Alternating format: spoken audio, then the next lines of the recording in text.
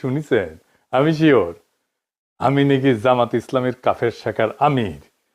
আমার হেটাররা আমাকে এভাবেই ডাকে মাঝে মাঝে। আগে আওয়ামী লীগ আর বামেরা ডাকতো, এখন বিএনপি হলারও ডাকে। কিছুটা বিদ্রুপ থাকলেও এটা আমার হেটারদের অসহায়ত্ব এক ধরনের। আগে শুধু আওয়ামী লীগ, বাম আর ইন্ডিয়ার শত্রুতা মোকাবেলা করতে হইতো। এখন শত্রুর তালিকায় যুক্ত হয়েছে ফোনদের আলো, দিল্লি স্টার, আর্মির দুর্বৃত্ত জেনারেলরা, শহীদুল আলমের মতো সুশীল, ডেভিড বার্গম্যানের মতো বিদেশি সাংবাদিক, আর বিএনপির পুরা র্যাঙ্ক অ্যান্ড ফাইল। আলহামদুলিল্লাহ, শত্রুরাই আমার ক্ষমতা বাড়াই দিচ্ছে। আমার শত্রু ভাগ্যকালে ঈর্ষণীয়।